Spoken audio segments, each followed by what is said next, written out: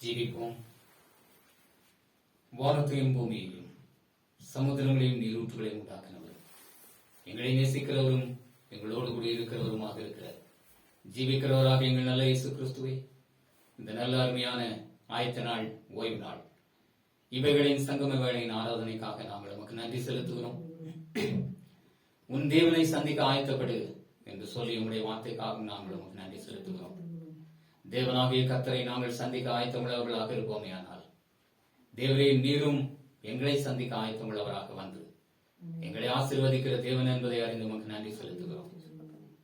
தேவனாகிய கர்த்தரை நாங்கள் சந்திக்க இவ்வகைகளிலெல்லாம் ஆயத்தமாக இருக்க வேண்டும் என்பதையும் உம்முடைய வேதபூர்வமாக நாங்கள் அறிந்து கொள்கிறோம். தேவனே, ஆதாம் பகலின் குளிர்ச்சியான வேளையிலே அனுதினமும் தேவனாகிய கர்த்தர் வருவார் என்று ஆயத்தத்தோடு காத்திருந்தார்.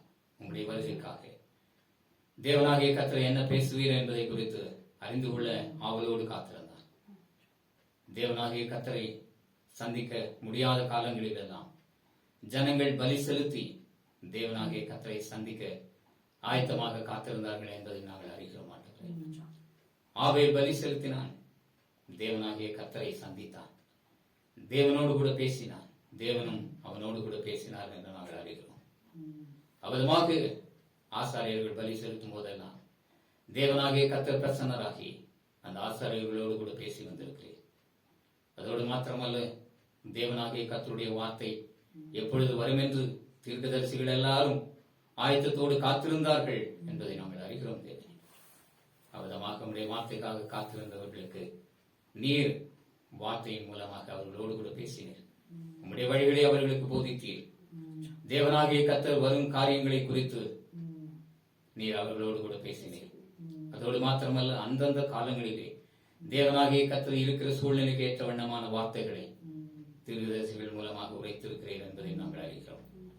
அவதமாக யாரெல்லாம் உம்முடைய வார்த்தைக்கென்றும் உம்முடைய ஆவின் அனுகிரகத்திற்கென்றும் காத்திருந்தார்களோ, தேவனாகிய கர்த்தர் அவர்களுக்கெல்லாம் நீர் காட்சி கொடுத்து அவர்கள் சிலர்களை நீர் பலப்படுத்தி இருக்கிறீர்.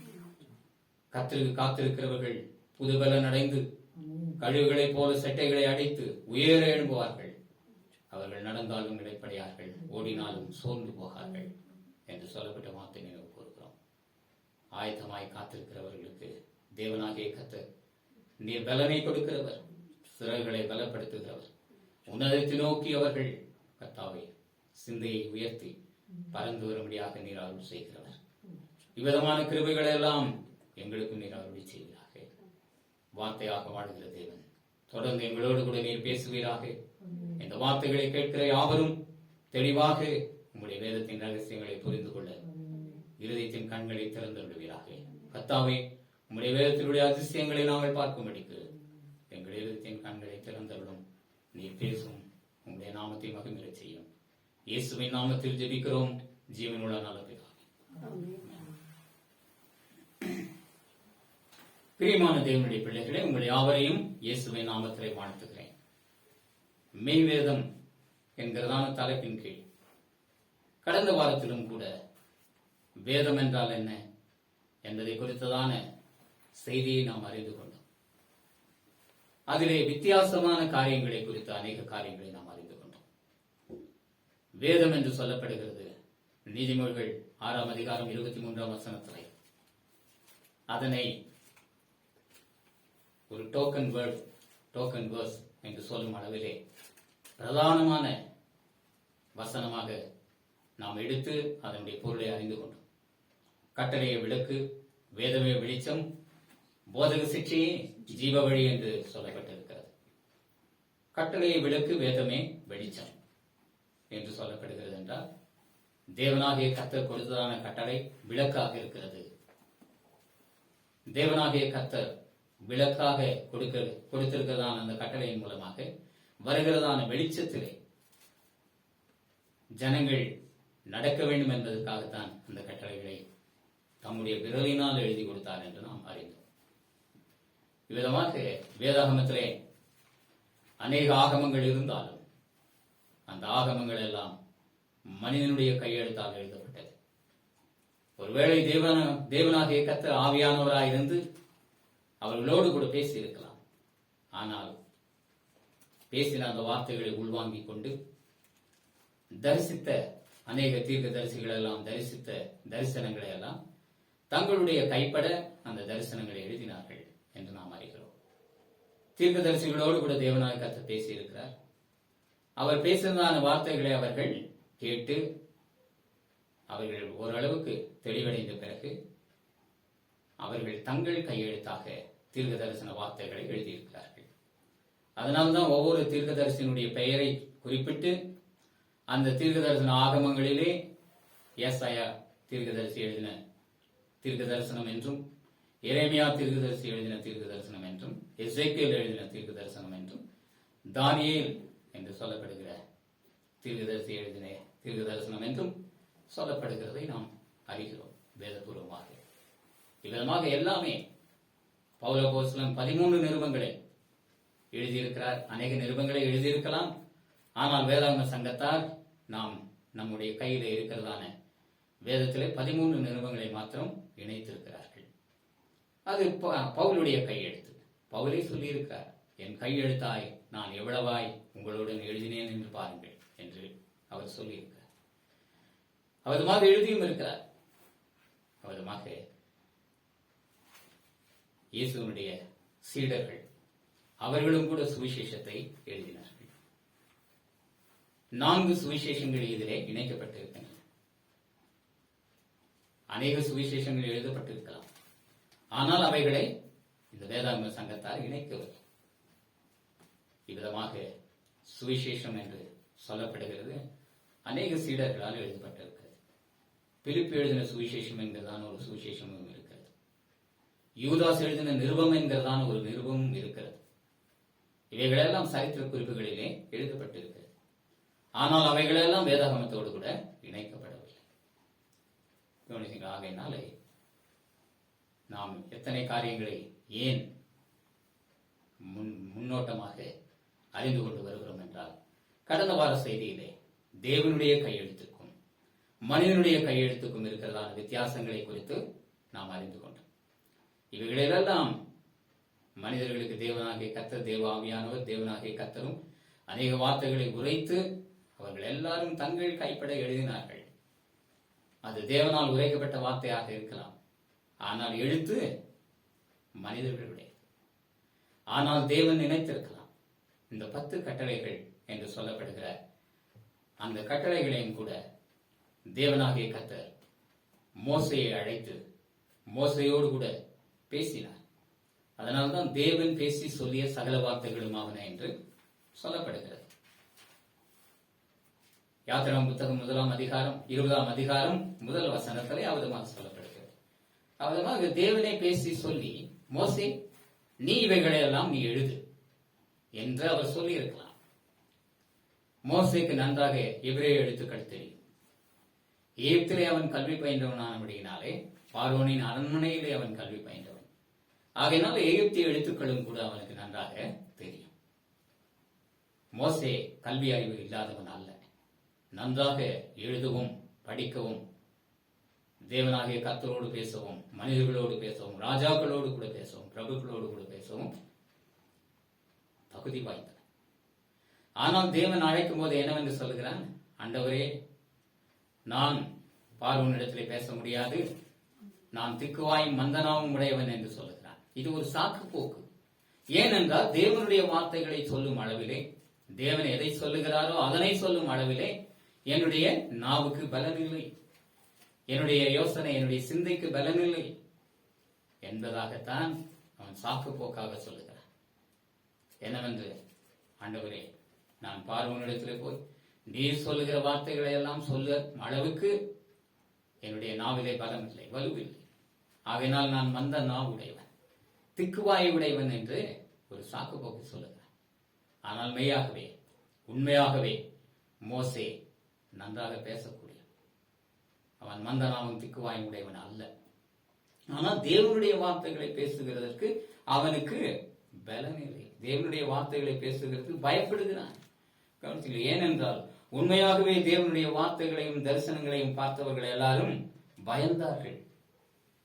அவதமாக பயந்தபடியினாலே தான் எல்லாருமே துணிகரமாய் தேவனுடைய வார்த்தைகளை பேச அவர்கள் துணிவு கொள்ளவில்லை.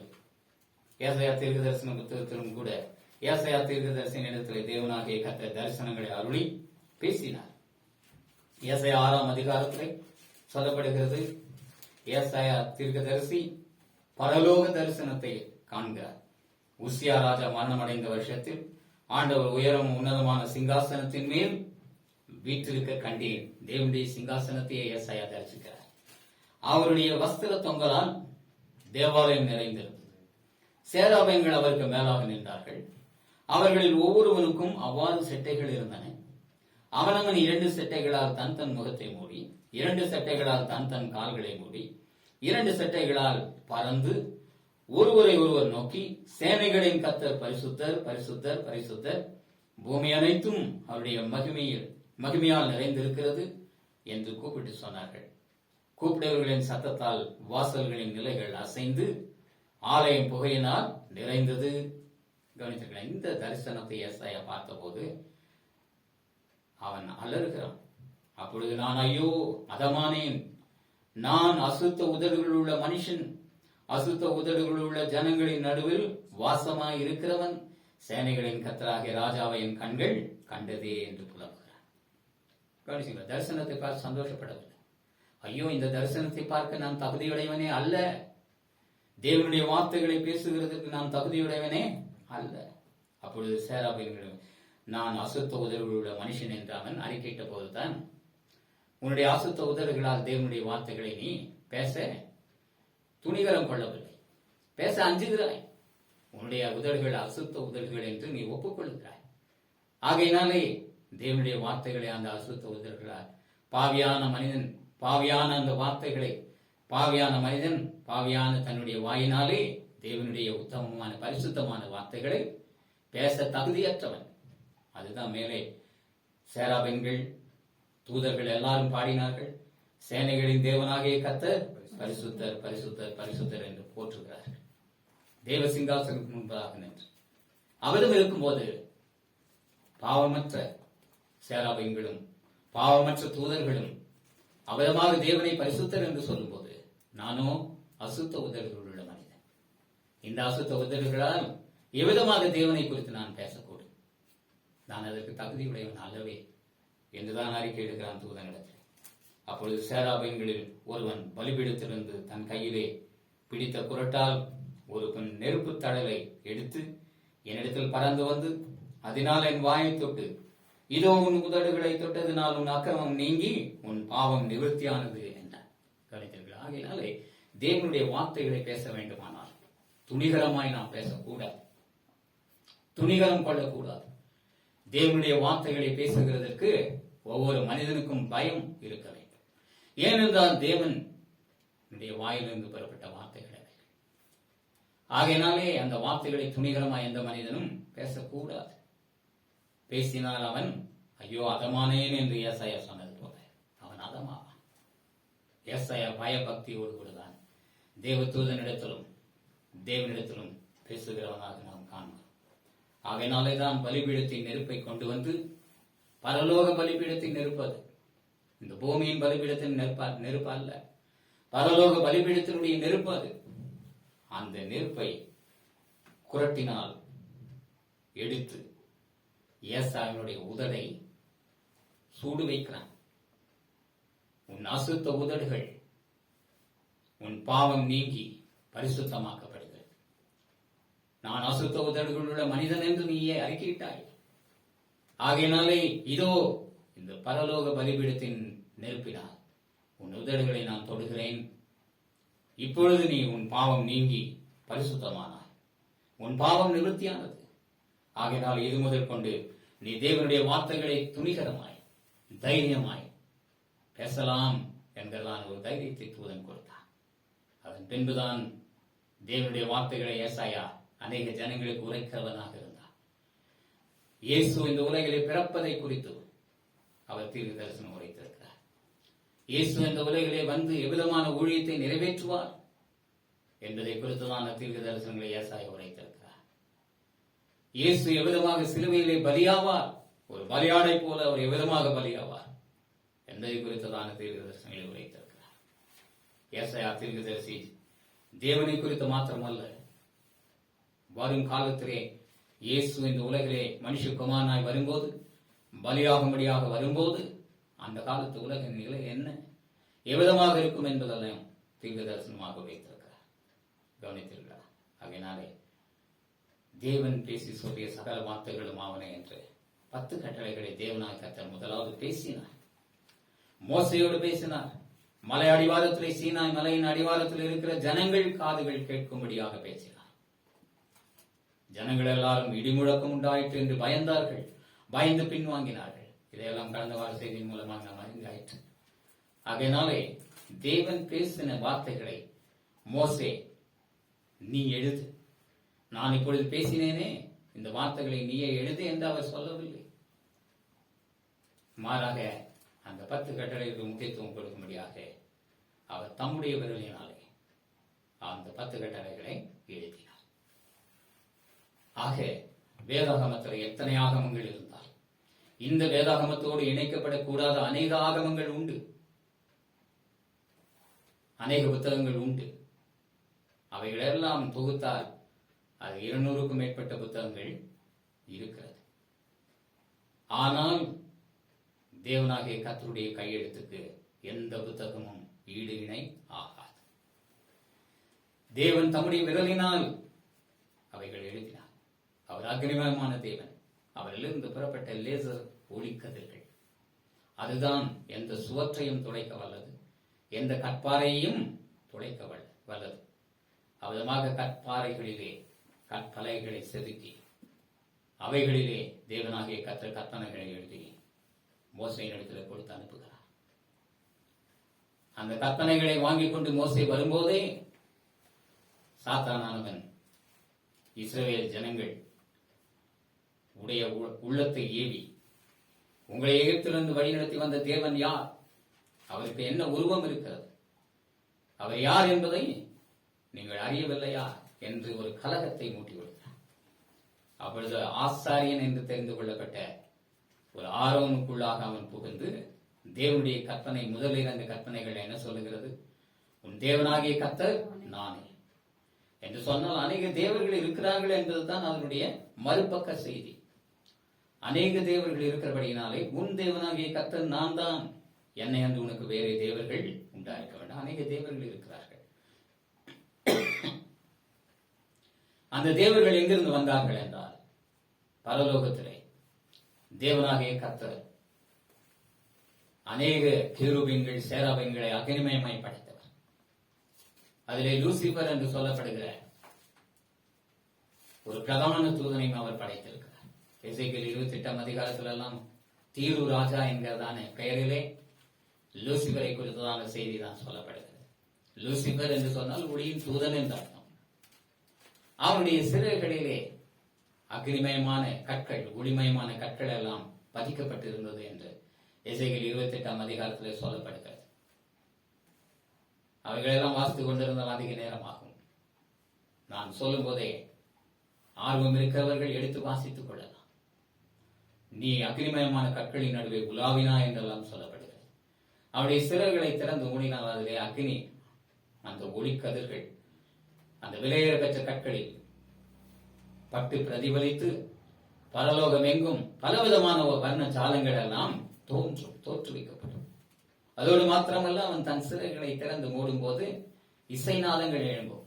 அதை குறித்தான் சொல்லப்படுகிறது. நாகசுரம் என்று சொல்லப்படுகிறதான இசையெல்லாம் உன்னிலிருந்து புறப்பட்டதே என்று சொல்லப்படுகிறது. இவ்விதமாக பரலோகத்தை மகிழ்வித்துக் கொண்டிருந்தான்.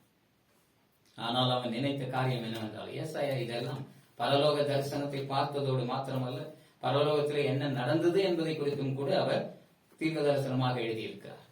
பரலோகத்திலே அந்த லூசிபர் என்று சொல்லப்படுகிற சாத்தானுக்கு தேவனாகிய கர்த்தர் எல்லா அதிகாரமும் கொடுத்திருந்தார்.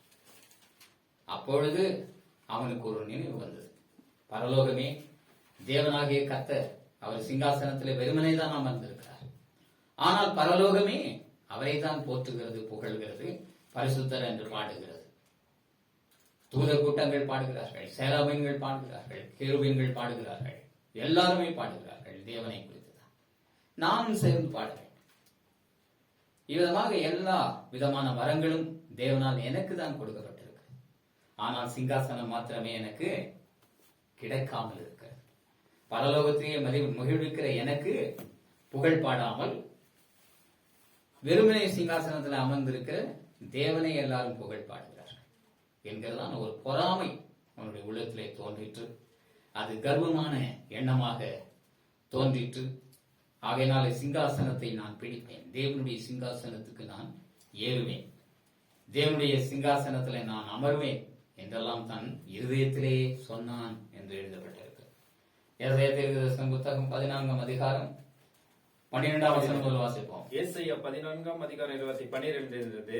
அதிகாலையின் மகனாகிய விடிவெள்ளியே, நீ வானத்திலிருந்து விழுந்தாயே, அதிகாலையின் மகனாகிய விடிவெள்ளியே, நீ வானத்திலிருந்து விழுந்தாயே, ஜாதிகளை ஈனப்படுத்தினவனே, ஜாதிகளை ஈனப்படுத்தினவனே, தரையிலே விழவெட்டப்பட்டாயே, நான் வானத்துக்கு ஏறுவேன், தேவனுடைய நட்சத்திரங்களுக்கு மேலாக என் சிங்காசனத்தை ஏற்றுவேன், வடபுறங்களில் பர்வதத்திலே வீற்றிருப்பேன் என்றும், நான் மேகங்களுக்கு மேலாக உன்னதங்களில் ஏறுவேன், உன்னதமானவருக்கு ஒப்பாவேன் என்றும் நீ உன் இருதயத்தில் சொன்னாயே.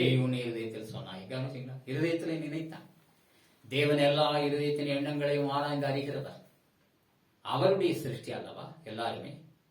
ஆகையினால் தேவன் படைப்பாடு, எல்லாவற்றையும் அவர்தான் படைக்கிறவர்.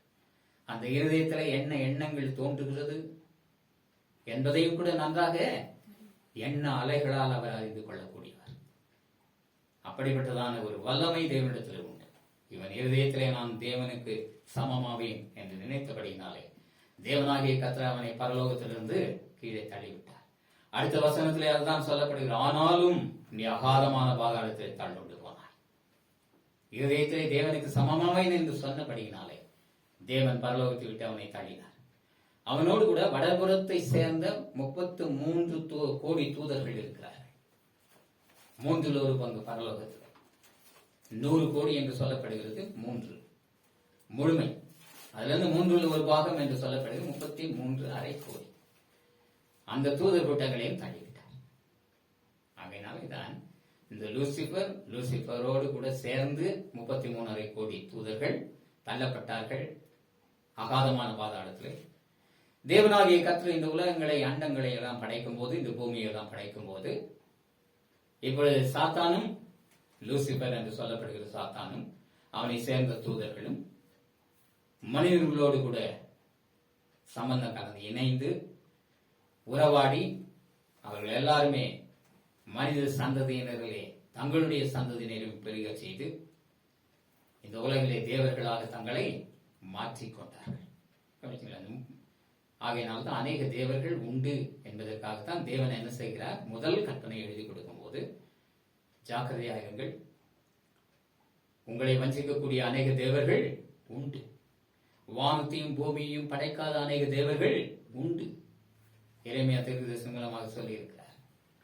ஆகையினாலே இந்த தேவர்கள் எல்லாம் தேவர்கள் அல்ல, நான் தான் எல்லா தேவர்களுக்கும் மேலான தேவன்.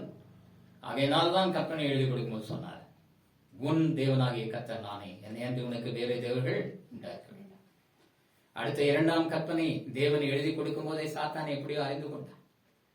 தேவன் செய்கிற ஒவ்வொரு தீர்மானத்திற்கும் நேர்விரோதமான கிரியைகளை செய்வதுதான் அவனுடைய வேலை. ஆகையினாலே தேவனாகிய கர்த்தர் அங்க கற்பாறையில எழுதுகிறத எல்லாம் அவனுக்கும் நன்றாக தெரியும், படிக்க தெரியும். அவனும் அறிந்தான். அறிந்த மாத்திரத்திலே துரிதமாய் வந்து ஆரோனுக்குள் புகுந்து, உங்களை நடத்தி வந்த தேவர்கள் யார் என்று ஜனங்களுக்கு கலக்கமூட்டும்படியான எண்ணங்களை கொடுத்து அவனை அலட்டினபடியினாலே ஆரோன் ஜனங்களிடத்தில் இருக்கக்கூடிய எல்லா பொற்காதகணிகளையும் பொன்னாபரணங்களையும் பெற்று வாங்கி அவைகளை கொண்டு ஒரு கன்றுக்குட்டி உருவத்தை செய்து, இதுதான் உங்களை எகிப்திலிருந்து புறப்பட பண்ணின தேவன் என்று ஒரு பட்டத்தையும் கொடுத்து அதனை தேவனாக்கிவிட்டார். ஆக உருவ வழிபாடு, சிலை வழிபாடு, இவைகளெல்லாம் தேவனுக்கு சமமான காரியங்களுக்கு அந்த உருவங்களை ஒப்பிட்டு பேசுது. அதனால்தான் தேவன் 2ஆம் கற்பனை எழுதி கொடுக்கும் சொன்னார், மேலே வானத்திலும் கீழே பூமியிலும் பூமியின் கீழ் தண்ணீரில் உண்டாயிருக்கிறவர்களுக்கு ஒப்பான யாதொரு சுரூபத்தை ஆதலும் யாதொரு விக்கிரகத்தை ஆதலும் நீ உனக்கு உண்டாக்க வேண்டாம், நீ அவைகளை நமஸ்கரிக்கவும் வேண்டாம், சேவிக்கவும் வேண்டாம் என்று எழுதி கொடுத்தார். இதெல்லாம் பிரதான சட்டம், பரலோகத்தின் தேவனிடத்திலிருந்து வந்த பரலோகத்தின் சட்டம். இவைகள் இன்றைக்கும் அநேக நீதிமன்றங்களில், உலகமெங்கும் இருக்கிறதான நீதிமன்றங்களில் துடித்துக் கொண்டுதான் இருக்கிறது. முதல் 4 கற்பனைகள் அல்ல, மனிதனுக்குரிய 6 கற்பனைகள் தான். கொலை செய்தால் தண்டனை, விபச்சாரம் செய்தால் தண்டனை, திருடினால் தண்டனை, பிறனுடைய பொருளை வஞ்சகமாய், இந்த சொத்தெல்லாம் எழுதி வாங்கிறாங்க பாருங்க, வஞ்சகமாய் இச்சித்து அவைகளை பெற்றுக்கொண்டால் தண்டனை. இன்றைக்கும் எல்லா நீதிமன்றங்களிலும் இந்த சட்டங்கள் தான் நடைமுறையில் இருக்கிறது. இதை வைத்துதான் ஜனங்களை எல்லாம் ஒழுங்குபடுத்தி வருகிறார்கள். சட்டத்தை மீறினால் தண்டனை, சிறையிருப்பு, கொலை செய்தால் உனக்கும் கொல்லப்படுதல், தூக்கு தண்டனை என்றெல்லாம் தேவன் எழுதி கொடுத்த கற்பனைகள் தான், மனிதனுக்குரிய கற்பனைகள் தான் இன்றைக்கு உலகிலே எல்லா நீதிமன்றங்களிலும் துணித்துக் கொண்டிருக்கிறது. ஆக தேவன் எழுதி கொடுத்த பரலோகத்தின் சட்டம் அது மெய்யாகவே தேவனுடைய நேரடியான கையெழுத்து. அதனால்தான் அதை தான் வேதம் என்று நாம் ஓரளவுக்கு முந்தின வார செய்தியின் மூலமாக அறிந்தோம். மற்றவைகள் எல்லாம் என்ன என்று இந்த ஏசாயா தீர்க்கதரிசியை எழுதுகிறார் பாருங்கள். மற்றவைகள் எல்லாம் சாட்சி ஆகமங்கள், மனிதர்களால் எழுதப்பட்ட கையெழுத்துக்கள் எல்லாம் சாட்சி ஆகமங்கள் என்று சொல்லப்படுகிறது. ஏசாயா தீர்க்கதரிசன புத்தகம் 8ஆம் அதிகாரம் 20ஆம் வசனம். வேதத்தையும் சாட்சி ஆகமத்தையும் கவனிக்க வேண்டும், இந்த வார்த்தையின்படியே சொல்லாவிட்டால் அவர்களுக்கு விடியற் காலத்து வெளிச்சம் இல்லை. வேதத்தையும் சாட்சி ஆகமத்தையும் கவனிக்க வேண்டும், ஒவ்வொரு மனிதனும் கவனத்தில் வைக்க வேண்டும். வேதம் என்றால் என்ன? 10 கட்டளைகள் தான் வேதம். அது தேவனுடைய நேரடியான கையெழுத்து. மற்றவைகள் எல்லாம் மனிதர்களுடைய கையெழுத்து, அவைகள் சாட்சி ஆகமங்கள் என்று பெயர் பெறுகின்றன. ஆகையினாலே இந்த சாட்சி ஆகமங்கள் என்றால் அநேக சாட்சிகள் உண்டு. வேதத்திலே அநேக சாட்சிகளை குறித்து சொல்லப்படுகிறது. மோசே 5 ஆகமங்களை எழுதினார். அந்த ஆகமங்கள், ஆகமம் என்று சொல்லப்படுகிறது, முக்கியம். ஆகையினால் வேதத்தையும் சாட்சி ஆகமத்தையும் கவனிக்க வேண்டும். மோசே எழுதினதான 5 ஆகமங்கள், ஆதி ஆகமம், யாத்திரை ஆகமம், லேவியர் ஆகமம், எண்ணாகமம், உபாகமம், இந்த 5 ஆகமங்களும் எபிரேய பாஷையிலே டோரா என்று சொல்லுவார்கள். அந்த 5 ஆகமங்கள் மோசேயின் கையெழுத்து. அதிலேயும் அந்த 5 ஆகமங்களுக்குள்ளும் 10 கட்டளைகள் இடம்பெற்றிருந்தாலும் அந்த 10 கட்டளைகள் பிரதானமானது, பிரத்யேகமானது, அது வேறுபடுத்தி காட்டக்கூடியது. மோசேயின் கையெழுத்து வேறு 5 ஆகமங்கள். ஆனால் 10 கட்டளைகள் தேவனுடைய கையெழுத்து, அது மோசேயின் கையெழுத்து அல்ல. இதை நன்றாக புரிந்து கொள்ள வேண்டும். ஆகையினால் தேவனுடைய கையெழுத்து தான் ஒவ்வொரு மனிதனுக்கும் மிகவும் முக்கியம். ஒவ்வொரு மனிதனையும் நியாயம் தீர்க்க வல்ல சட்டம் அந்த தேவனுடைய கையெழுத்து, 10 கட்டளைகள். மற்ற மனிதனுடைய கையெழுத்துக்கள் எல்லாம், மனிதனுடைய ஆகமங்கள் எல்லாம், அது மனிதன் கை கொண்டாலும் சரி, கை கொள்ளாவிட்டாலும் சரி, அதை பற்றி அக்கறை தேவன் அதனை பெரிதாக எடுத்துக் கொள்ள மாட்டார். 10 கட்டளைகள், அதை தான் தேவன் தம்முடைய கையெழுத்தாக எழுதியிருக்கிறபடினாலே அதை தான் பிரதான வேதம் என்று அவர் தன்னுடைய கருத்திலே கொண்டிருக்கிறார். ஆகையினாலே தேவன் ஒவ்வொரு மனிதனையும் நியாயம் தீர்க்க வல்லது தேவனுடைய இந்த 10 கட்டளைகள், அவருடைய கையெழுத்து. அதுதான் மத்தேயு 5ஆம் அதிகாரம் 17ஆம் வசனத்தில் சொல்லப்படுகிறது. வானமும் பூமியும் ஒழிந்து போனாலும் என் நியாய பிரமாணத்தில் உள்ள ஒரு எழுத்தாகலும் ஒரு எழுத்தின் உறுப்பாகலும் ஒழிந்து போகாது என்று மெய்யாகவே உங்களுக்கு சொல்லுகிறேன். இந்த கற்பனைகளை ஒருவன் கை கொண்டு போதித்தால் அவன் பரலோகத்திலே பெரியவன் என்று எண்ணப்படுவான். இந்த கற்பனைகளை ஒருவன் மீறி போதித்தாலும் அவன் பரலோக ராஜ்யத்திலே எல்லாரிலும் சிறியவன் என்று எண்ணப்படுவான். போதனை என்கிற வார்த்தை அங்கே வந்து விட்டது. ஆகையினால் இங்கேயும் அதை தான் ஏசாயா சொல்கிறார். வேதத்தையும் சாட்சி ஆகமத்தையும் கவனிக்க வேண்டும். முதலாவது கவனத்தில் கொள்ள வேண்டும். அடுத்தது இந்த வார்த்தையின்படியே சொல்லாவிட்டார். போதிக்கிறவன் மிகவும் ஜாக்கிரதையாக போதிக்க வேண்டும். அதனால தான் யாக்கோபு நிருபத்திலே சொல்லப்பட்டது 3ஆம் அதிகாரம் 1ஆம் வசனம் என்று நினைக்கிறேன். அதிக ஆக்கினையை அடைவோம் என்று அறிந்து உங்களில் அநேகர் போதகர்களாக இருக்கிறார்கள் என்று சொல்லப்பட்டது. கவனிச்சுக்கிறார். இன்றைக்கு தடியெடுத்தவனாலாம் தண்டல்காரன் என்று சொல்லும் அளவுக்கு ஏதோ 2 வருஷமோ 4 வருஷமோ ஒரு வேதாகம கல்லூரியிலே படித்துவிட்டு வந்தால் எல்லாருமே வேத விற்பனர்கள், வேதத்தை விற்கிறவர்கள். விற்பனர்கள் என்றால் தேறினவர்கள் என்கிற ஒரு பொருள் ஒன்று. ஆனால் வேத விற்பனர்கள் என்றால் அந்த வேதத்தை வைத்து விற்பனை செய்து வாழ்க்கை நடத்துகிறார்கள். இவ்விதமாகத்தான் அநேக சபைகள், அநேக ஸ்தாபனங்கள் பெருகி இருக்கின்றன இன்றைக்கு உலகிலே. ஆகையினாலே வேதம் என்றால் என்ன?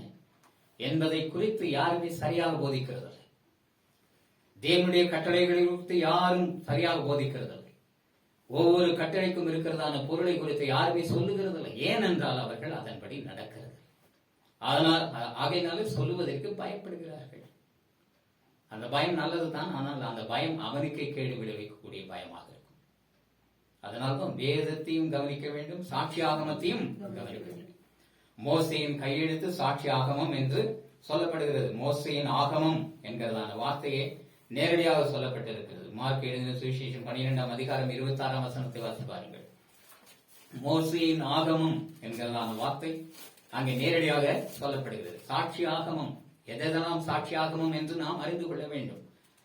மார்க் எழுதின சுவிசேஷம் 12ஆம் அதிகாரம் 26ஆம் வசனத்தை வாசிப்போம். மார்க் 12ஆம் அதிகாரம் 26.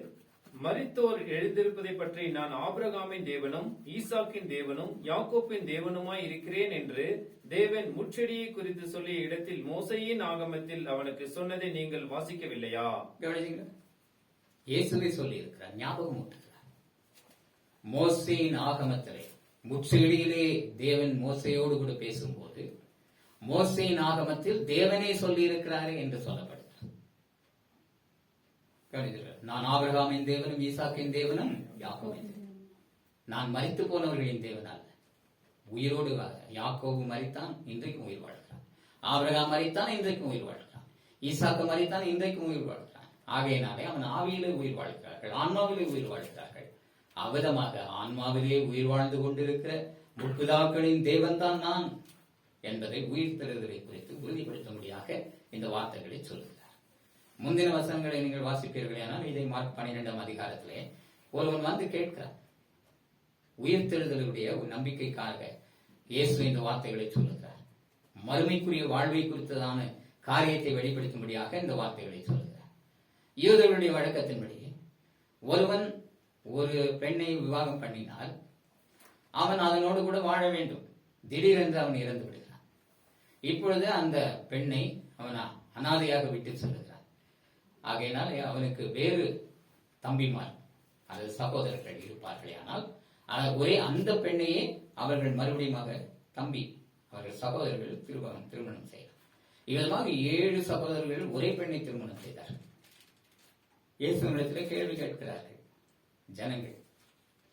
இப்பொழுது செத்து போன பிறகு அவர்கள் ஆன்மாவிலே உயிர் வாழ்கிறார்கள். மறுமையிலே அந்த பெண் யாருக்கு 7 பேர் கல்யாணம் பண்ணினார்களே, யாருக்கு மனைவியா இருப்பாள் என்று கேட்கிறார். அப்பொழுதுதான் இயேசு சொன்னார், நீங்கள் சரீர வாழ்வை குறித்து பேசிக் கொண்டிருக்கிறீர்கள். மறுமையிலே உங்கள் மரணத்திற்கு பின்பு உங்கள் ஆன்மாவுக்கென்று கொள்வனையும் இல்லை, கொடுப்பனையும் இல்லை. நீங்கள் பெண் கொள்ளவும் முடியாது, பெண் எடுக்கவும் முடியாது, பெண் கொள்ளவும் முடியாது, நீங்களும் விவாகம் பண்ணவும் முடியாது. நீங்கள் எல்லாரும் ஆவியாக காற்றாக தேவதூதர்களை போல் இருப்பீர்கள் என்று சொல்கிறார். இவ்விதமாக சொல்லிவிட்டுதான் அவர் சொன்னார், நான் ஆபிரகாமின் தேவனும் ஈசாக்கின் தேவனும் யாக்கோபின் தேவனுமாயிருக்கிறேன், முற்பிதாக்களின் தேவன். நான் மரித்தோருக்கு தேவன் அல்ல. அவர்கள் சரீரத்திலே மரித்தாலும் ஆன்மாவிலே உயிர் வாழ்கிறார்கள். அவர்களுக்கு நான் தேவனாக இருக்கும்போது நீங்களும் மரித்தோரின் உயிர்த்தெழுதலை குறித்து சந்தேகப்பட வேண்டாம் என்று சொல்கிறார். அதோடு மாத்திரமல்ல, இந்த அதே இடத்திலே சொல்கிறார், மோசையோடு கூட முச்செடியிலே பேசும்போது மோசையின் ஆகமத்தில் எழுதியிருக்கிறதே என்று கூட சொல்கிறார். இன்னொரு வார்த்தையை நாம் வாசிப்போம். மோசையின் ஆகமம் என்கிறதான வார்த்தை அப்போஸ்தலர் 15ஆம் அதிகாரம் 21ஆம் வசனத்தை வாசிப்போம். அப்போஸ்தலர் 15ஆம் அதிகாரம் வசனம் 21. அப்போஸ்தலர் 15ஆம் அதிகாரம் 21. மோசையின் ஆகமங்கள் ஓய்வு நாள் தோறும் ஜெப ஆலயங்களிலே வாசிக்கப்பட்டு வருகிறபடியால் பூர்வ காலம் தொடங்கி சகல பட்டணங்களிலும் அந்த ஆகமங்களை பிரசங்கிக்கிறவர்களும் உண்டோ என்றான். அப்போஸ்தலருடைய காலத்திலே இயேசுனுடைய சீடர்களும் இன்னும் பவுல் அப்போஸ்தலரும் அநேக இடங்களுக்கு சிற்றாலயங்களுக்கு எல்லாம் செல்லும் போது அங்கே மோசையின் ஆகமங்கள் அந்த ஆலயங்களிலே வாசிக்கப்படுகிறது. அதை குறித்து தான் சொல்லுகிறான், மோசையின் ஆகமங்கள் என்று நேரடியாக சொல்லப்படுகிறது. ஆக சாட்சி ஆகமம், மோசையின் மூலமாக எழுதினதான 5 ஆகமங்களும் என்னவாம்? சாட்சி ஆகமங்கள். வேதம் என்று சொல்லப்படுகிறது. அப்பொழுது எது? தேவனுடைய 10 கட்டளைகள் தான் வேதம், தேவனுடைய நேரடியான கையெழுத்து. மற்றவைகள் எல்லாம் சாட்சி ஆகமங்கள். மோசேயின் 5 ஆகமங்களே இஸ்ரவேல் ஜனங்கள் வேதமாக கருதினார்கள். அந்த 5 ஆகமங்களையும் டோரா என்று சொல்லி முக்கியத்துவம் கொடுத்து அதனை கை கொண்டு வந்தார்கள். அதிலே சொல்லப்பட்டிருக்கிற பண்டிகைகள், அதிலே சொல்லப்பட்டிருக்கிற சமூக நீதிகள், எல்லா விதமான காரியத்தையும் அவர்கள் கை கொண்டு வந்தார்கள் வாழ்வின் ஒழுங்குக்காக. இவ்விதமாக இவைகளெல்லாம் சாட்சியாமல் இதை கவனிக்க வேண்டும். கவனித்து அவைகளை அறிக்கையிட வேண்டும், சொல்ல வேண்டும். வேதம் என்றால் என்ன என்று சொல்ல வேண்டும். வேதம் என்றால் என்ன என்று சொல்ல வேண்டும். ஆசாரியர்கள் ஒவ்வொருவரும் வேதத்தை குறித்த அறிவை உடையவர்களாக இருக்க வேண்டும். வேதம் என்று சொன்னால் 10 கட்டளைகள் தான் வேதம். மற்றவைகள் எல்லாம் சாட்சி ஆகமங்கள், மனிதர்களை குறித்து சொல்லப்படுகிறதான சரித்திரம், சாட்சி ஆகமங்கள். ஆசாரியன் இவைகளை தெளிவாக போதிக்க வேண்டும். மல்கியா தீர்க்கதரிசன புத்தகம் 2ஆம் அதிகாரத்தில் சொல்லப்படும் போது 7ஆம் வசனத்தில் ஆசாரியனுடைய உதடுகள் அறிவை காக்க வேண்டும், வேதத்தை அவன் வாயிலை தேடுவார்களே, அவன் சேனைகளுடைய கர்த்தரின் தூதன் என்று சொல்லப்படுகிறது. ஆகையினால் ஆசாரியர்கள் வேதம் என்றால் என்ன என்பதை குறித்து நன்றாக அறிந்திருக்க வேண்டும். வேதத்தை அவன் வாயிலை தேடுவார்கள், நல்ல அறிவுள்ளவனாக இருக்க வேண்டும். ஆசாரியனுடைய உதடுகள் அறிவை காக்க வேண்டும். அவ்விதமாக அவன் வாயிலே வேதத்தை தேடுவார்களே, அவன் சேனைகளுடைய கர்த்தரின் தூதன் என்று சொல்லப்படுகிறது. இன்னொரு வார்த்தையும் சொல்லப்படுகிறது எபிரேயருக்கு எழுதின நிருபத்திலே நாம் வாசிப்போம் 4ஆம் அதிகாரத்திலே ஒவ்வொரு ஆசாரியனும் எவ்விதமாக அழைக்கப்பட்டவனாய் இருக்க வேண்டும் என்று சொல்லப்படுகிறது. எபிரேயர் 4ஆம் அதிகாரத்திலே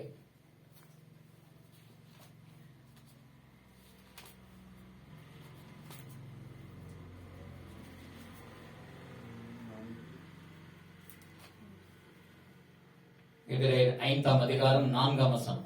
எபிரேயர் 5ஆம் அதிகாரம் 24. மேலும் ஆரோனை போல தேவனால் அழைக்கப்பட்டால் ஒழிய ஒருவனும் இந்த கனமான ஊழியத்துக்கு தானாய் ஈடுபடுகிறது. கவனித்தீர்கள்? ஆரோனை போல அழைக்கப்பட்டால் ஒழிய ஒருவனும் இந்த கனமான ஊழியத்திற்கு தானாய் ஏற்படுகிறது. ஆசாரியனுடைய உதடுகள் அறிவை காக்க வேண்டும், வேதத்தை அவன் வாயிலே தேடுவார்களே, அவன் சேனைகளுடைய கர்த்தரின் தூதன். அவ்விதமாக இன்றைக்கு தானாய் ஏற்பட்ட ஆசாரியர்கள் தான் அதிகமாக இருக்கிறார்கள்.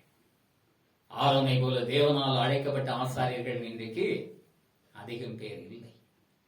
மெய்யாக தேவனால் ஒருவன் அழைக்கப்பட்டிருந்த ஆசாரியனாயிருப்பானே, அவன் வேதம் என்றால் என்ன என்று தெளிவாக அறிந்து அவைகளை போதிக்கிறவனாக இருப்பான். வேதத்துக்கும் சாட்சி ஆகமத்துக்கும் இருக்கிறதான வித்தியாசங்கள் என்ன என்பதை குறித்து அவன் அறிந்து போதிக்கிறவனாக இருப்பான். ஏசாயா சொல்கிறார் தெளிவாக, வேதத்தையும் சாட்சி ஆகமமும் கவனிக்க வேண்டும். அவைகளின்படியே சொல்லாவிட்டால் அந்த சாட்சி ஆகமங்களிலே என்ன சொல்லி இருக்கிறது, அது எதற்காக சொல்லி இருக்கிறது என்பதை குறித்து அவன் அறிந்தவனாய் இருக்க வேண்டும். அவ்விதமாக தேவனுடைய வேதம் என்பது 10 கட்டளைகள். ஒவ்வொரு கட்டளைக்கும் ஆழ்ந்த பொருள் உண்டு என்பதை அறிய வேண்டும். ஓரலா அதாவது ஓரளவுக்கு கடந்த வார செய்தியின் மூலமாக 10 கட்டளைகளுடைய பொருளை சுருக்கமாகத்தான் நாம் அறிந்தோம். அதுக்கு விரிவான விளக்கங்கள் உண்டு. மனதின் பிரமாணம் என்று சொல்லப்படுகிறதான ஒரு புத்தகம் தேவபரதத்தில் வெளியிடப்பட்டிருக்கிறது. அந்த மனதின் பிரமாணத்திலே தேவனுடைய 10 கட்டளையினுடைய ஆவிக்குரிய பொருள் விளக்கங்கள் எல்லாமே தெளிவாக எழுதப்பட்டிருக்கிறது. பவுல் எழுதும்போது எழுதுகிற ரோமருக்கு எழுதின நிருபத்திலே தேவனுடைய நியாய பிரமாணம் ஆவிக்குரியதா இருக்கிறது என்று சொல்கிறார். ஒவ்வொரு 10 கட்டளைக்கும் ஒவ்வொரு கட்டளைக்கும் ஆவிக்குரிய பொருள் உண்டு. அதெல்லாம் அந்த புத்தகத்திலே எழுதப்பட்டிருக்கிறது. மனதின் பிரமாணம் என்கிறதான புத்தகம். அதனால் ஒவ்வொருவரும் வேதத்தையும் சாட்சி ஆகமத்தையும் கவனிக்க வேண்டும். மோசேயின் ஆகமங்கள் நேரடியாக சாட்சி ஆகமம் என்று சொல்லப்பட்டிருக்கிறது. அடுத்தது தீர்க்க தரிசன ஆகமங்கள் என்கிறதான வார்த்தை சொல்லப்படுகிறது. தீர்க்க தரிசனம் ஆகமங்கள் என்று சொல்லப்படுகிறது. அநேக தீர்க்க தரிசனங்கள் உண்டு. அதில் வேதத்தில் இணைக்கப்பட்டிருக்கிறது சில தீர்க்க தரிசன புத்தகங்கள் மாத்திரமே. ஏசாயா, எரேமியா, எசேக்கியேல் என்று சொல்லப்படுகிற 3 பிரதான பெரிய புத்தகங்கள், அநேக அதிகாரங்களை கொண்டவைகள். தானியேல் முதல் கொண்டு மற்ற தீர்க்க தரிசனங்கள் எல்லாம், தீர்க்க தரிசன புத்தகங்கள் எல்லாம் சில அதிகாரங்களை கொண்டவைகளாக இருக்கிறபடினாலே அவைகள் சிறிய தீர்க்க தரிசனங்கள் என்று சொல்லப்படுகிறது. சிறிய தீர்க்க தரிசன ஆகமங்கள். பெரிய தீர்க்க தரிசனம் ஆகமங்கள் என்று சொல்லப்படுகிறது. இதுக்கு நேரடியான வசனம் ஆகமங்கள் என்கிறதான வார்த்தை தீர்க்க தரிசனமும் கூட ஆகமம் தான் என்று மார்க் எழுதின சுவிசேஷம் 1 அதிகாரம் 3 வசனத்தில் சொல்லப்படுகிறது. யோவான் எழுதின சுவிசேஷம் 6 அதிகாரம் 45 வசனத்திலும் சொல்லப்படுகிறது. தீர்க்க தரிசன புத்தகமும் கூட ஒரு ஆகமம் தான். இதையெல்லாம் உறுதிப்படுத்த வேண்டும். வேதத்தையும் சாட்சியாகத்தையும் கவனிக்க வேண்டும் என்று சொல்லப்படுமானால் எதெல்லாம் சாட்சியாகமோ தேவனை குறித்து கொடுக்கிறதான சாட்சி, மனிதர்களை குறித்து கொடுக்கிறதான சாட்சி, மனிதர்களுடைய ராஜாக்கள், இன்னுமாக எத்தனை விதமான மனிதர்கள், பிரபுக்கள், தீர்க்கதரிசிகள், நியாயாதிபதிகள், இவர்களை குறித்தெல்லாம் சொல்லப்படுகிறதான சாட்சிகள் தான் சாட்சி ஆகமங்கள். ஆகையினாலே தீர்க்க தரிசன ஆகமங்கள் எல்லாம் சாட்சி ஆகமம் தான். மார்க் எழுதின சுவிசேஷம் 1 அதிகாரம் 3 வசனத்தை வாசிப்பார்கள். மார்க் எழுதின அதிகாரம் 1 அதிகாரம் இறைவார்த்தை 3, கர்த்தருக்கு வழியை ஆயத்தப்படுத்துங்கள், அவருக்கு பாதையை செவை பண்ணுங்கள் என்று வனாந்தரத்திலே கூப்பிடுகிறவனுடைய சத்தம் உண்டாகும் என்று தீர்க்க தரிசன ஆகமங்களில் எழுதியிருக்கிற பிரகாரமாய். யோவான் ஸ்நானகன் வருவார், இயேசுவுக்கு வழியை செவை பண்ணும்படியாக வருவார் என்பதை குறித்ததான வார்த்தை தீர்க்க தரிசனமாக உரைக்கப்பட்டிருக்கிறது. அதை மார்க் எழுதும் போது எழுதுகிறார். என்னவென்று தீர்க்க தரிசன ஆகமங்களில் இந்த யோவானை குறித்து எழுதியிருக்கிறது என்று சொல்லுகிறார். தீர்க்க தரிசனத்தை ஆகமம் என்று சொல்லுகிறதாக நாம் பார்க்கிறோம். யோவான் 6 அதிகாரம் 45 வசனத்தை வாசித்து பாருங்கள். ஒவ்வொரு காரியத்தையும் 2 வசனங்களால் உறுதிப்படுத்தினால் போதும். அநேக வசனங்கள் உண்டு, 2 வசனங்களை கொண்டு உறுதிப்படுத்தினால் போதுமானது. யோவான் 6 அதிகாரம் 45, எல்லோரும் தேவனாலே போதிக்கப்பட்டிருப்பார்கள் என்று தீர்க்கதரிசிகளின் ஆகமத்தில் எழுதியிருக்கிறது. எல்லாரும் தேவனாலே போதிக்கப்பட்டிருப்பார்கள் என்று தீர்க்கதரிசிகளின் ஆகமத்தில் எழுதியிருக்கிறது என்று சொல்லப்படுகிறது. ஆக தீர்க்க தரிசனங்கள் எல்லாம் ஒரு ஆகமம். மோசேயின் 5 புத்தகங்களும் ஆகமம். தீர்க்க தரிசனங்களும் கூட என்னவாம்? ஆகமம் என்று நாம் அறிகிறோம். அடுத்தது வேதத்திலே ராஜாக்களின் சரித்திரம் எல்லாம் சொல்லப்படுகிறது. ராஜாக்கள் எல்லாம் எவ்விதமாக வாழ்ந்தார்கள்? தேவனுடைய கற்பனையின்படி வாழ்ந்தவர்களும் உண்டு, தேவனுடைய கற்பனையை மீறி வாழ்ந்தவர்களும் உண்டு. விக்கிரகங்களை எல்லாம் தேவர்களாக கொண்டு வந்து இஸ்ரவேல் தேசத்தை நிறைய செய்த ராஜாக்களும் உண்டு. அவர்கள் எல்லாரும் தேவனுடைய பார்வையிலே செம்மையானதை செய்யாத ராஜாக்கள் என்று சாட்சி பெற்றவர்கள். ஒரு சிலர் மாத்திரமே தாவீதை போன்ற நன்மையான காரியங்களை செய்தவர்கள், இன்னும் தேவனுடைய கற்பனையின் பேரிலே பக்தி வைராக்கியமுடையவர்களாக கற்பனைக்கென்று வாழ்ந்தவர்கள், அதனை உறுதிப்படுத்தினவர்கள், விக்கிரக தேவர்களை எல்லாம் அழித்தவர்கள் என்றெல்லாம் சாட்சி பெற்ற ராஜாக்களும் உண்டு. ஆகையினாலே ராஜாக்களின் சரித்திர ஆகமம், ராஜாக்களை பற்றியதான சரித்திரங்கள் ஆகமம் என்று சொல்லப்படுகிறது. 1 சாமுவேல், 2 சாமுவேல், இதுவும் கூட ராஜாக்களை குறித்ததான சரித்திரம்.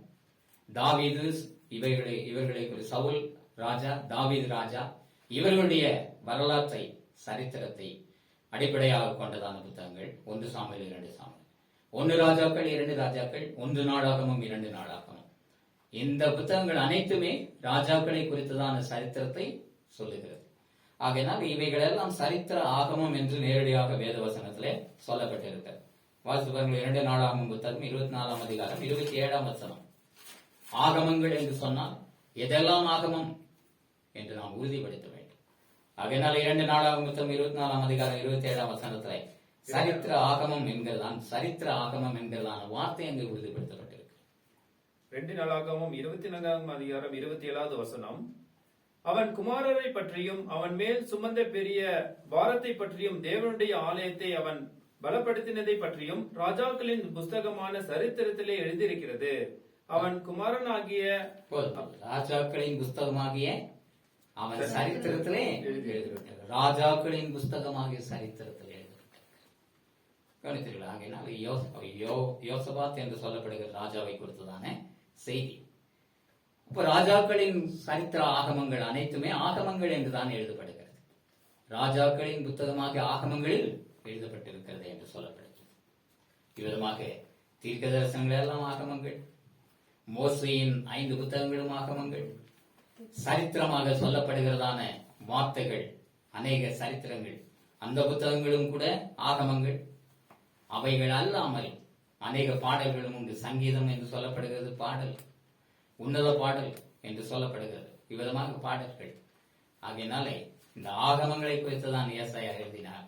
வேதத்தையும் சாட்சி ஆகமத்தையும் நீங்கள் கவனிக்க வேண்டும்.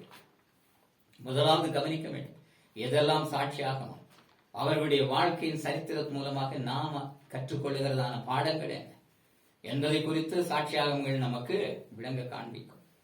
அதோடு மாத்திரமல்ல, இயேசுனுடைய சீடர்கள் அவர்களும் கூட உரைத்ததான, அவர்கள் செய்ததான ஊழியம், அவர்கள் எழுதியதான சுவிசேஷங்கள், இவைகள் எல்லாம் ஆகமங்கள் என்று சொல்லப்படுகிறது. இதே ஏசாயா தீர்க்கதரிசன புத்தகம் 8ஆம் அதிகாரம் 16ஆம் வசனத்தில் நேரடியான வார்த்தையும் சொல்லப்படுகிறது. சாட்சி ஆகமத்தை கட்டி என் சீஷருக்குள்ளே வேதத்தை முத்திரையிடுகிறார். சாட்சி ஆகமத்தை கட்டி என் சீஷருக்குள்ளே வேதத்தை முத்திரையிடுகிறார். கவனித்திருக்கிறார். இயேசுவை பற்றியதான சரித்திரமும் கூட சாட்சி ஆகமம் தான். 4 சுவிசேஷங்களும் இயேசுவை பற்றியதான சரித்திரத்தை கூறுகிறதான 4 சுவிசேஷங்களும் கூட சாட்சி ஆகமம் தான். அது ஒன்றும் விசேஷித்தது அல்ல. தேவனுடைய கற்பனைகளுக்கு முன்பதாக இந்த சாட்சி ஆகமங்கள் எல்லாம் ஒன்றும் இல்லை. ஏனென்றால் இந்த சாட்சி ஆகமங்கள் எதனை அடிப்படையாக வைத்து சாட்சி ஆகமங்கள் உருவாக்கப்படுகிறது என்றால், தேவனுடைய 10 கட்டளைகளை வைத்துதான் சாட்சி ஆகமங்கள் உருவாக்கப்படுகிறது. இவன் கட்டளையின்படி நடந்தான், ஆகையினால் ஆசீர்வதிக்கப்பட்டான். இவன் கட்டளை மீறினான், ஆகையினால் இவன் தன்னுடைய வாழ்நாட்களிலே தேவனுடைய பார்வைக்கு செமையானதை செய்யவில்லை, ஆகையினால் தண்டிக்கப்பட்டான். உபத்திரவங்கள், துன்பங்கள் எல்லாம் அனுபவித்தான், அடிமைத்தனத்துக்கு ஒப்பு கொடுக்கப்பட்டான் என்றெல்லாம் அவனுடைய வாழ்க்கை சரித்திரத்தை சாட்சி ஆகமமாக எழுதப்படுகிறது. ஆகையினால்தான் இவைகளெல்லாம் சாட்சி ஆகமம் என்று பெயர் பெறுகிறது. இந்த சாட்சி ஆகமத்திற்கு பேசிக் என்று சொல்லப்படுகிற அஸ்திவாரமான போதனை எதுவென்றால் தேவனுடைய 10 கட்டளைகள். இதையெல்லாம் தீர்க்கதரிசிகள் மூலமாக தேவன் சொல்லியிருக்கிறார். என்னவென்று, இந்த 10 கட்டளைகள், என்னுடைய கட்டளைகள் எல்லாம் எப்படி இருக்கிறதாம், தூக்கு நூலை போல் இருக்கிறது என்று சொல்கிறார். அந்த வசனங்கள் எல்லாம் எடுத்து வாசித்தால் அதிக நேரமாகும். தூக்கு நூலை போல் இருக்கிறது, தூக்கு நூல் பிரமாணம் என்று சொல்லுகிறார். ஒரு கட்டிடம் கட்டும்போது அந்த ஒவ்வொரு கல்லை வைத்து கட்டுவார்கள். ஒவ்வொரு கல்லையும் வைக்கும் போது அந்த கல் சரியாக அமைக்கப்பட்டிருக்கிறதா என்று தூக்கு நூலை வைத்து, தூக்கு நூல் பிரமாணம், அதனை வைத்து உறுதிப்படுத்திக் கொள்வார்கள். அப்பொழுதுதான் கட்டடமானது நேராக வரும். அது இடிபாடு என்று சொல்லப்படுகிறதான அந்த காரியத்திற்கே இடமில்லாது, அது நேர்த்தியாக கட்டப்படும். அவதமாக தேவனுடைய கட்டளைகள் தூக்கு நூல். அதோடு மாத்திரமல்ல, தராசு என்றும் சொல்லப்படுகிறது. நீ தராசிலே நிறுக்கப்பட்டு நீ குறைய காணப்பட்டாய் என்று தானியேல் தீர்க்கதரிசன புத்தகத்திலே ஒரு ராஜாவை குறித்து சொல்லப்படுகிறது. ஆகையினாலே இந்த தேவனுடைய கட்டளைகள் என்று சொல்லப்படுகிறதான இந்த தராசை வைத்துதான் ஒவ்வொரு மனிதனுடைய கிரியைகளும் தேவனாகிய கர்த்தரால், அவருடைய கற்பனைகளால் நிறுத்து பார்க்கப்படுகிறது. தூக்கு நூல் பிரமாணம் என்று சொல்லப்படுகிற அளவிலே அவனுடைய வேலைப்பாடு, கட்டிட வேலைப்பாடு, எப்படிப்பட்ட வீட்டை அவன் கட்டியிருக்கிறான், மரத்தினாலும் வைக்கோலினாலும் அவன் கட்டியிருக்கிறானா, புல்லினாலே கட்டியிருக்கிறானா, அல்லது கல்லினாலும், விலையேற பெற்ற கல்லினாலும், பொன்னினாலும், வெளியினாலும் கட்டியிருக்கிறான். இதையெல்லாம் பவுல் எழுதியிருக்கிறார். அக்னியானது பரிசோதிக்கும் போது அவனுடைய வீடு மண்ணினாலும், மரத்தினாலும் அல்லது வைக்கோலினாலும் கட்டப்பட்டிருக்குமானால் எரிந்து சாம்பலாகிவிடும். மனிதனுடைய கிரியைகளை குறித்து சொல்லுகிறார். அவன் விலையேற பெற்ற பொன், வெள்ளி இவைகளினால் வீட்டை கட்டியிருந்தால் அந்த வீடு நிலை நிற்கும், இன்னும் அதிகமாக பிரகாசம் உள்ளதாய் மாறும். அவதமாக மனிதனுடைய வேலைப்பாடு இருக்க வேண்டும் என்பதற்காகத்தான் தூக்கு நூல் பிரமாணம் என்கிறதான பிரமாணத்தை தேவன் ஏற்படுத்தி வைத்திருக்கிறார். தேவனுடைய கட்டளைகள் ஒவ்வொரு மனிதனுடைய கிரியைகளையும் எடுத்து பார்க்கக்கூடியது. தேவனுடைய கட்டளைகள் ஒவ்வொரு மனிதனுடைய நற்கிரியைகளை செய்தானா, இந்த பிரமாணத்திற்கு ஈடு இணையாக அவன் வாழ்ந்தானா, இல்லையா மீறினானா என்பதையெல்லாம் நியாய தீர்ப்புக்கு உட்படுத்துகிறது தேவனுடைய கட்டளைகள். அதனால்தான் சொல்றார், கட்டளையை விளக்க வேதமே வெளிச்சம், உதவி சிற்றையே ஜீவ வழி. அதுதான் வேதம், அதுதான் வெளிச்சம். சாட்சி ஆகமத்தை கட்டி என் சீஷருக்குள்ள வேதத்தை முத்திரையிடு என்றார். என்று சொன்னால் சாட்சி ஆகமம் என்று சொல்லப்படுகிறது எதுவா, இயேசு, அவருடைய சீடர்கள் இயேசுவின் சரித்திரத்தை எழுதி அதனையும் கூட சாட்சி ஆகமமாகத்தான் உறுதிப்படுத்தப்பட்டிருக்கு. அதை தீர்க்கதரிசனமாக ஏசாயா உரைத்திருக்க, சாட்சி ஆகமத்தை கட்டி என் சீஷருக்குள்ள வேதத்தை முத்திரையிடு என்றார். அப்போ வேதம் என்பது தேவனுடைய 10 கட்டளைகள். அதற்கு முத்திரையாக இருக்கிறது எதுவாம்? 4 சுவிசேஷம். ஆக ஒவ்வொரு மனிதனும் எவ்விதமாக நடக்க வேண்டும் என்கிறதான செய்தியும் கூட இதிலே அடங்கியிருக்கு. தேவனுடைய 10 கட்டளைகளின்படி நடக்க வேண்டும். அது தேவனுடைய பிரதான சட்டம், பரலோக ராஜ்யத்தினுடைய சட்டம். அதற்கு முத்திரையாக இருக்கிறது இயேசு கிறிஸ்துவனுடைய சரித்திரம். 4 சுவிசேஷங்களிலே அந்த சரித்திரம் இருக்கிறது. இயேசு இந்த உலகிலே வந்தார், பரலோக ராஜ்யத்தை பற்றிதான போதனைகளை அருளினார். அதன்படி நடக்கிறவர்கள் பரலோக ராஜ்யத்தை அடைவார்கள் என்று சொன்னார். அதோடு மாத்திரமல்ல, அவர் சிலுவையிலே பலியானார், ரத்தம் சிந்தினார், 3ஆம் நாளில் உயிருடன் எழுந்தார், 40வது நாளில் பரமேறி சென்றார், இன்றைக்கும் ஆவியானவராய் உயிர் வாழ்கிறார். இதுதான் சுவிசேஷத்தினுடைய சுருக்கம். இதை இந்த சுவிசேஷம் என்கிறதான இயேசுனுடைய சரித்திர வாழ்வை குறித்து வேதத்துக்கு முத்திரையாக பதிக்க வேண்டும். அதுதான் இங்கே சொல்லுகிறார், வேதத்தை முத்திரையிடு என்றார். சாட்சியாகமத்தை கட்டிய சீஷருக்குள்ளே வேதத்தை முத்திரையிடு என்றார். வேதத்தை சாட்சியாகமாக இயேசுனுடைய சரித்திரம் கொண்டு முத்திரையிடப்பட்டிருக்கிறது. தேவனுடைய கட்டளை இயேசு சொன்னார், நியாய பிரமாணங்களை ஆனாலும் தீர்க்க தரிசனங்களை ஆனாலும் அழிக்கிறதுக்கு வந்தேன் என்று நீங்கள் எண்ணிக்கொள்ளாதவங்களை அழிக்கிறதற்கல்ல, அவைகளை நிறைவேற்றவே. இதனை குறித்து சரியாக ஒரு மனிதன் கவனித்து அறிந்து கொள்ள வேண்டும். வேதத்தையும் சாட்சியாகமத்தையும் கவனிக்க வேண்டும், கவனித்து அறிந்து கொள்ள வேண்டும். எந்த வார்த்தையின்படியே அவன் கை கொண்டு நடக்க வேண்டும் என்று சொல்லாமல் சொல்லப்பட்டிருக்கிறது. இந்த வார்த்தையின்படியே சொல்லாவிட்டால், போதிக்கிறவன் சொல்லாவிட்டால் அவர்களுக்கு விடியற் காலத்து வெளிச்சம் இல்லை. விடியற் காலத்து வெளிச்சம் என்று சொன்னால் அவர்களுடைய மரணத்திற்கு பின்பு அவர்கள் ஆன்மா பரலோக ராஜ்யத்தின் வெளிச்சத்தை தரிசிக்க முடியாது. ஆன்மீக உயிர்த்தெழுதல், அதுதான் விடியற் காலத்து வெளிச்சம் என்று. மனிதனுடைய வாழ்வு அஸ்தமித்து விடும். இப்போ சூரியன் ஒவ்வொரு நாளும் அஸ்தமிக்கிறது. சூரியன் அஸ்தமிக்கிறது கிடையாது, பூமி சுற்றுகிறபடியினாலே, பூமியின் ஒரு பகுதியிலே வாழ்கிறவர்களுக்கு சூரியனுடைய வெளிச்சம் கிடைக்காதபடியினாலே அது அஸ்தமிக்கிறது என்ற அர்த்தம். அது மறுநாள் விடியற்காலையிலே அது உதயமாகிறது. அதுதான் விடியற்கால வெளிச்சம் என்று பெயர். அவதமாக விடியற்கால வெளிச்சத்தை மனிதன் பார்த்தவுடனே எழுந்து தன்னுடைய கிரியைகளை நடப்பிக்கிறான் பகலில். இரவு மறுபடியும் சூரியன் அஸ்தமித்து வருகிறது, மறுபடியும் மறுநாளிலே விடியற்கால வெளிச்சத்தை காண்கிறார். அவதமாக அநேக ஆண்டுகள் வாழ்ந்த மனிதன் எத்தனை ஆண்டுகள் வாழ்ந்தாலும் ஒரு நாள் அவனை மரணம் சந்திக்கிறது. மரணம் என்பது இருள். சூரியன் அஸ்தமித்த உடனே இருளுக்குள் மனிதன் செல்லுகிறான்.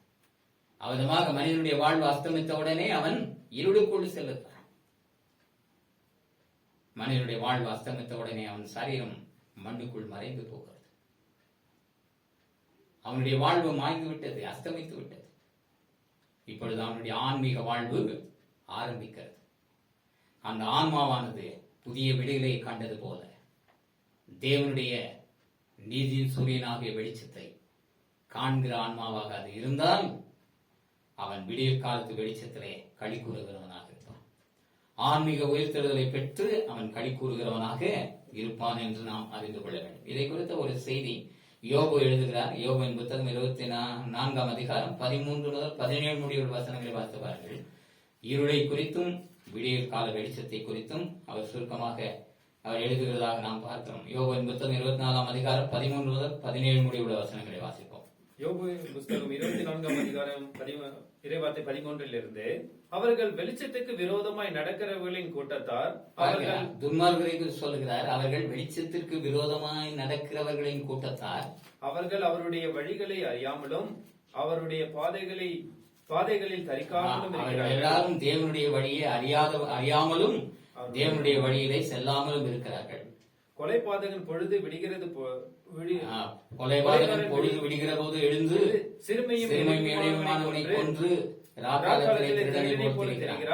திருடுகிறவர்கள், கொலை செய்கிறவர்கள், இவர்கள் எல்லாம் எங்கே கொலை செய்வார்கள், எங்கே திருடுவார்கள்? இருளிலேதான் அவர்களுடைய கிரியைகள் எல்லாம் இருக்கும். அதைதான் சொல்லுகிறார். கொலைபாதகன் பொழுது விடுகிற போது எழுந்துகிறான், சிறுமையும் எளிமையானவனை கொன்றுகிறான், ரா காலத்திலே திருடனை போல் அவன் திரிகிறான். கொலைபாதகனும் திரிகிறான், திருடனும் திரிகிறான்.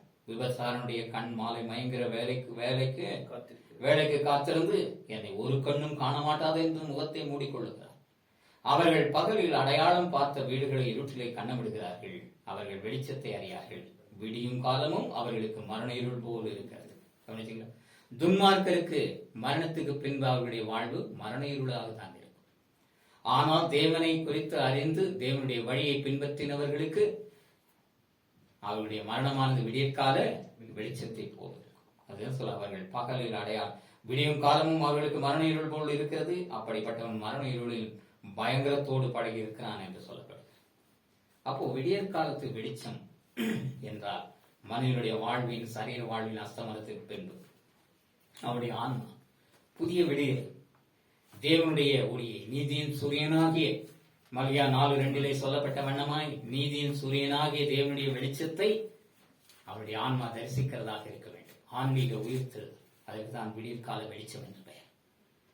இவ்விதமாக வேதத்தையும் சாட்சி ஆகமத்தையும் கவனித்து அதன்படி நடவாதவர்களுக்கும் அதன்படி சொல்லாதவர்களுக்கும் சொல்லி, தேவனுடைய வார்த்தைகளை சொல்லி அதன்படி நடவாதவர்களுக்கும் ஒருபோதும் விடியற்கால வெளிச்சம் என்பது கிடையாது. ஆன்மீக ஒளி, ஆன்மாவானது ஒளியை தரிசியாது. பரலோக ராஜ்யத்தினுடைய வெளிச்சத்தை அது தரிசியாது. நீதியின் சூரியனாகிய தேவனுடைய வெளிச்சத்தை அது தரிசியாது. மரண இருளிலே அது மூழ்கடிக்கப்பட்டுவிடும். ஆகையினாலே இவ்விதமான அவல நிலை நம்மளே காணப்படாதபடிக்கு தேவரே, நாங்கள் வேதத்தையும் சாட்சியாகமத்தையும் நன்றாக கவனித்து அதன்படி நடக்கும். வேதத்தையும் சாட்சியாகமத்தையும் நாங்கள் முத்திரையாக பெற்று தேவனாகிய கர்த்தருடைய வழியிலே முன்னேறி செல்ல நீர் எங்களுக்கு கிருபை அளிப்பீராக. விடியற் காலத்து வெளிச்சத்தை நாங்கள் தரிசியாதபடிக்கு, மரண இருளிலே மூழ்கி போகாதபடிக்கு தேவனாகிய கர்த்தர் எங்கள் ஆன்மா எங்கள் மரணத்துக்கு பின்பு நீதியின் சூரியனுடைய வெளியை தரிசிக்கக்கூடிய நிலையில் இருக்க நீர் எங்களுக்கு கிருபை அளிப்பீராக என்று தேவனாகிய கர்த்தரை நோக்கி நாம் வேண்டிக் கொள்வோமாக. ஜெபிப்போம். வானத்தையும் பூமியையும் சமுத்திரங்களையும் நீரூற்றுகளையும் உண்டாக்கினவரும் எங்களை நேசிக்கிறவரும் எங்களோடு கூட இருக்கிறவருமாக இருக்கிற ஜீவிக்கிறவராக எங்கள் நல்ல இயேசு கிறிஸ்துவை இந்த நல்ல அருமையான நாளுக்காக, இந்த வேலைக்காக உங்களுக்கு நன்றி செலுத்துகிறோம். தேவரே தாமே ஏசாயா தீர்க்கதரிசியின் மூலமாக உரைக்கப்பட்ட நம்முடைய வார்த்தைகளுக்காக நாங்கள் நமக்கு நன்றி செலுத்துகிறோம். மெய்வேதம் என்றால் என்ன என்பதை குறித்து நாங்கள் தெளிவாக அறிந்து கொள்ள நீர் கிருபை செய்து வருகிறதற்காக நமக்கு நன்றி செலுத்துகிறோம். தேவனாகிய கர்த்தர் அவருடையதான கட்டளை தான், உங்களுடைய கையெழுத்து தான் மெய்வேதம் என்பதை நாங்கள் அங்கீகரித்துக் கொள்ள, அறிந்து கொள்ள நீர் கிருபை செய்தபடினால் நமக்கு நன்றி செலுத்துகிறோம். கட்டளை தான் விளக்கு, அதுதான் வெளிச்சம். அதன் மூலமாக, அந்த போதனையின்படி நடக்கிறதன் மூலமாக வருகிறதான சிக்ஷை எங்களை ஜீவ வழியிலே கொண்டு போய் நடத்தி நித்திய ஜீவனை சுதந்திரிக்க செய்யும் என்பது அறிந்து கொள்ள கிருபை செய்தமைக்காக நமக்கு நன்றி செலுத்துகிறோம். அதோடு மாத்திரமல்ல தேவனே, வேதம் என்றால் என்ன, சாட்சி ஆகமங்கள் என்றால் என்ன என்பதை குறித்து அறிந்து கொள்ளவும் நீர் கிருபை செய்தபடினால் நமக்கு நன்றி செலுத்துகிறோம். வேதத்தையும் சாட்சி ஆகமத்தையும் கவனிக்க வேண்டும் என்று எல்லாருக்கும் எச்சரிப்பான வார்த்தை நீ சொல்லி இருக்கிறேன். உம்முடைய கையெழுத்து வேறு, மனிதர்களுடைய கையெழுத்து வேறு, மனிதர்களுடைய வாழ்வின் சரித்திரங்கள் வேறு. அவைகள் எல்லாமே சாட்சியாகமங்கள் என்பதை நாங்கள் அறிந்து கொள்ள வேத வாக்கியங்களின் மூலமாக அறிந்து கொள்ள கிருபை செய்தமைக்காக நமக்கு நன்றி செலுத்துகிறோம். மோசே எழுதினவைகள், மோசேயினுடைய ஆகமங்கள் சாட்சி ஆகமங்கள். தீர்க்க தரிசிகளால் எழுதப்பட்டதான தீர்க்க தரிசன வார்த்தைகள் அனைத்துமே தீர்க்க தரிசன ஆகமங்கள். ராஜாக்களுடைய சரித்திரம், எழுதப்பட்ட சரித்திரம் அனைத்துமே ராஜாக்களின் சரித்திர ஆகமங்கள். இயேசுடைய சீடர்கள் உம்மை குறித்து சுவிசேஷமாக எழுதினாலும் அவைகளெல்லாம் இயேசுவை பற்றதான சாட்சி ஆகமங்கள். இந்த சாட்சி ஆகமங்களை நாங்கள் கவனிக்க வேண்டும். தேவனுடைய 10 கட்டளைகள் என்பது பிரதானமான வேதம் என்பதை அங்கீகரித்துக் கொள்ள வேண்டும். சாட்சி ஆகமங்கள் எல்லாம் மனிதனுடைய சரித்திரம். தேவனாகிய கர்த்தருடைய கையெழுத்து அல்ல அவைகள், மனிதனுடைய கையெழுத்து. ஆனால் தேவனாகிய கர்த்தர் அருளினதான கட்டளைகள் உம்முடைய நேரடியான கையெழுத்து. அதுதான் சட்ட புஸ்தகம். அதுதான் ஒவ்வொரு மனிதனையும் நியாயத்திருக்கக்கூடிய சட்டம், பரலோக ராஜ்யத்தினுடைய சட்டம் என்பதை நீ உறுதிப்படுத்தி இருக்கிறேன் தேவனே. ஆகையினாலே இந்த நியாயத்திற்கு நாங்கள் உட்படாதபடிக்கு உங்களுடைய வேதத்தின்படி நடக்கிறவர்களாக இருக்க கிருபை செய்வீராக. அதோடு மாத்திரமல்ல, எங்கள் வாழ்வின் சரீர வாழ்வின் அஸ்தமனத்திற்கு பின்பு விடியற்கால வெளிச்சத்தை, நீதியின் சூரியனாகிய உம்முடைய தரிசனத்தை, உம்முடைய வெளிச்சத்தை நாங்கள் தரிசிக்க நீர் கிருபை செய்ய வேண்டுமாய் கெஞ்சுகிறோம். வேதத்தையும் சாட்சியாகமத்தையும் கவனிக்க வேண்டும். இவைகளின் விடியை சொல்லாவிட்டால் அவர்களுக்கு விடியற் காலத்து வெளிச்சமில்லை என்று நீ சொன்னீர். ஆகையினால விடியற் காலத்து வெளிச்சத்தை, ஆன்மீக உயிர்த்தெழுதலின் வெளிச்சத்தை நாங்கள் வாழ்விலே தரிசிக்க நீர் கிருபை செய்வீராக. இவ்விதமான வெளிச்சத்தை தரிசியாதவர்கள் மரண இருளிலே மூழ்கடிக்கப்படுவார்கள். அவர்கள் ஆன்மா வாழ்வு கூட மரண இருளின் தேசத்திலே தான் மூழ்கடிக்கப்படும் என்பதை நாங்கள் நினைவு கூறுகிறோம், எச்சரிப்பாக எடுத்துக் கொள்கிறோம். நல்ல ஆன்மீக உயிர்த்தெழுதலை நாங்கள் பெற்று ஆன்மீக ஒளியை தரிசிக்க நீதியின் சூரியனாகிய தேவனாகிய கர்த்தருடைய ஒளியை விடியற்கால ஒளியாய் தரிசிக்க நீர் எங்களுக்கு கிருபை செய்வீராக.